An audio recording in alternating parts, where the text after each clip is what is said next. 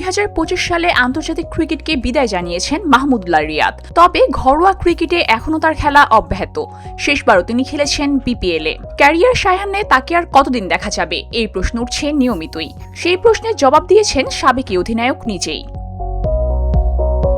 চলমান অদম্য বাংলাদেশ টি-20 কাপে খেলতে দেখা যায়নি তাকে। তবে মাহমুদুল্লাহ বাস্তবতা মেনে নিয়েছেন। তিনি বলেন, আমি বর্তমানে জাতীয় দলের ক্রিকেটার নই, জাতীয় দলের বিবেচনায় থাকার মতো নই। আমার খেলা আমি খেলেছি আলহামদুলিল্লাহ। বাংলাদেশ দলের হয়ে দারুণ জার্নি ছিল। এখন যারা জাতীয় দলে খেলছে বা যোগ্য তারাই এই টুর্নামেন্টে খেলবে। আমি ঘরে বসে আছি, আমার কাজ করছি, এতে আমি খুশি।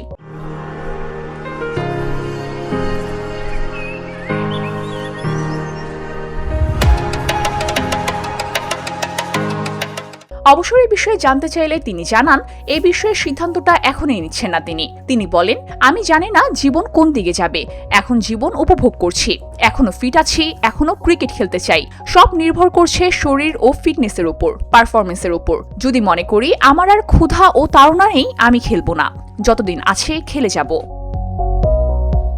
মাহমুদুল্লাহ আরও জানান, আপাতত ঘরোয়া ক্রিকেটেই থাকবেন তিনি। তবে সুযোগ এলে খেলতে চান ফ্রাঞ্চাইজি লিগেও। তিনি বলেন, অনেক কিছুর উপর নির্ভর করে, এখনই বলা সম্ভব নয়। 18 বছর আল্লাহর রহমতে বাংলাদেশ দলের হয়ে খেলার সৌভাগ্য হয়েছে। এখন বিপিএল, প্রিমিয়ার লিগ, আবার যদি কিছু ফ্রাঞ্চাইজি লিগে খেলার সুযোগ পাই, আমি উপভোগ করছি আলহামদুলিল্লাহ। VOD Bangla news desk.